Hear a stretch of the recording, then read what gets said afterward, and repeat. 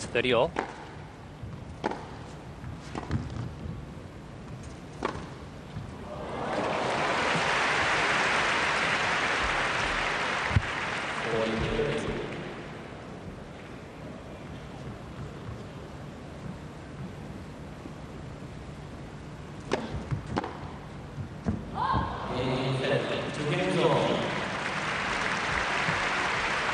Good serve there from Federer, a little bit flatter, jamming the Sampras backhand. Sampras only able to just block that ball. And we're all square again at 2 games apiece.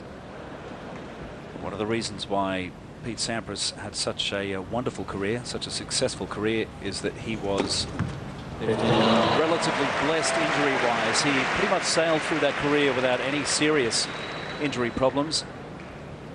Just as Federer has as well. And when you get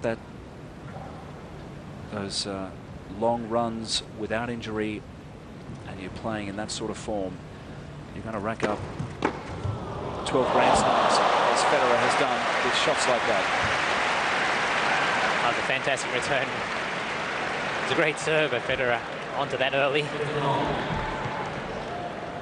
But like you said, Sampras didn't have too many injuries during his career, hence his ability to be able to rack up those Grand Slam titles. Federer, I mean, these guys similar in so many ways, and that's one of those points. Federer also keeping pretty much in top condition.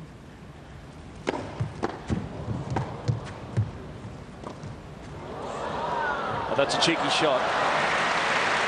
Well, it was the return that really set that up. Got it down low at the Sampras toes. Sampras had to dig up that volley, and it really was there to be struck anyway. Sampras guessed down the line.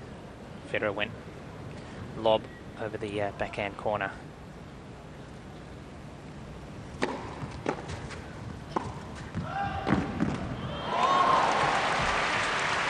Both these players indicated to the people supplying the court surface here that they wanted as fast a surface as they can get to suit both their games. They both enjoy this Durfloor PVC. It looks like rolled rubber. It's actually PVC. It rolls out like carpet. That's a great example of how fast and how effective this court is. That was a great serve from Sampras, pulling it wide, and after the bounce, one bounce, and it's already outside the court into the press area. So no chance at all, as we see the statistics, 6 aces already to Sampras. And that's probably where the difference is with these two players. Sampras really relying on his serve. Served him well throughout his career, whereas Federer more or less sets up the play. And we are at 3-2. Sampras. 7 aces were on serve in Macao, China. Both these players know what it takes to win the Australian Open, and the Tennis Channel delighted for the first time to be part of the Australian Open. Our coverage begins January 14th. For more details, tennischannel.com. Great and a former great.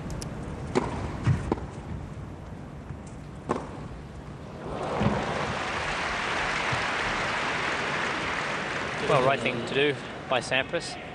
He's leading 3-2, getting near the end of the first set. Wants to try to take some chances, but got jammed up trying to attack that second serve and just floated a return back.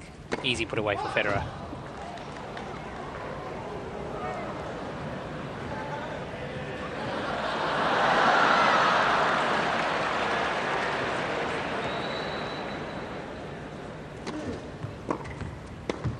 Oh, he set it up nicely for Federer, and that was always going to end up on the wrong side of the court for Sampras. Sampras, though, still leading 3-2. Federer leading 30-love in this 6th game.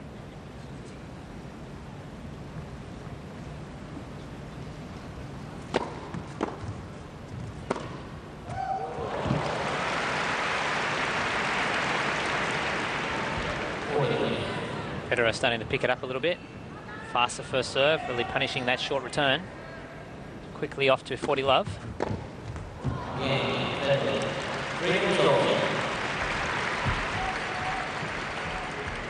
3-all, and one gets the feeling that this is going to be a close match. We'll see. Sampras has come out of retirement, although he is playing on a tour at the moment, Stephen, with Jim Courier. Yes, it's the Jim Courier Outback Champions Senior Tour. Tour for, I think, have a few requirements. You have to be retired from the tour for at least a minimum of 2 years. And, oh, great second serve from Sampras, setting up the court. Well, there you go. That says it all, because Pete Sampras, by many estimations, has, along with Rod Laver, arguably the most powerful, clinical second serve in the history of tennis. Yeah, where Federer usually kicks more the second serve in, doesn't get too many free points from it. Sampras, throughout his career, and just we saw then, can be just as dangerous on the second as the first. Look at that low volley, super shot from Sampras. Off the shoelaces, rolls it across court. Not completely textbook stuff. Usually you would recommend a slice or an underspin volley, but for Pete Sampras, you can do what you like.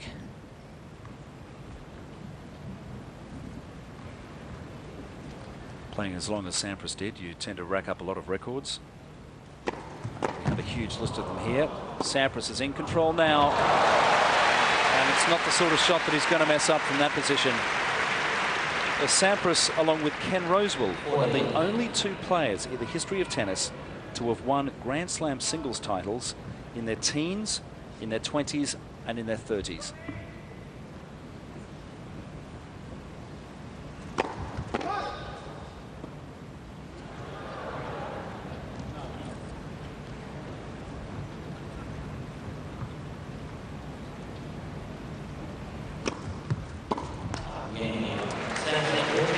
To Sampras. So Pete Sampras has fired 7 unanswered aces against Roger Federer so far. But you've got to remember that in Seoul, when they kicked off this tour, Sampras fired 10 aces to Federer 6, but he still lost the match.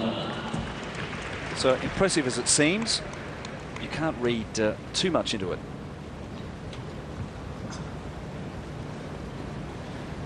Well, for Sampras to have any chance in this match, he's going to have a high ace count. Because once they get into a rally, it's going to be Federer with the younger legs. And the longer staying power.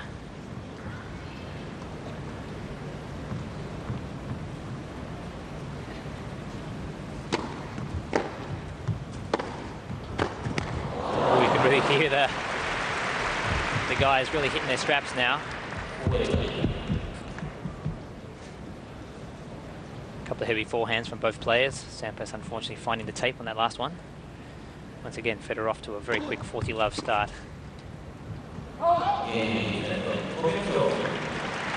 And smart serve there from Federer to wrap up the game. Took off a bit of pace and kicked it out wide on the first serve. Surprising Sampras slightly, who committed one of the few unforced errors he's had today.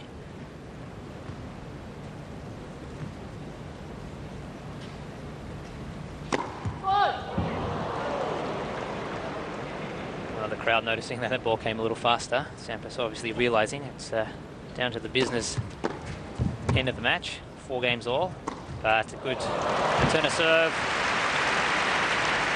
from Roger Federer, forcing a weak volley once again. Easy passing shot for Federer as we watch on the replay. Got it down.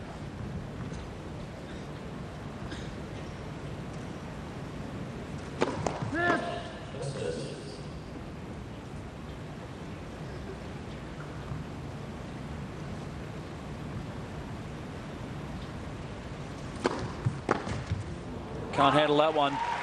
And that's what happens when you play on a fast surface like this.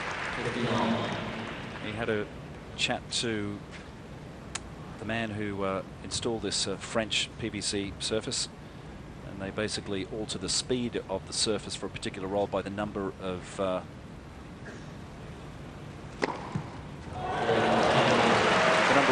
ripples or small spots that they put on top of the PVC surface.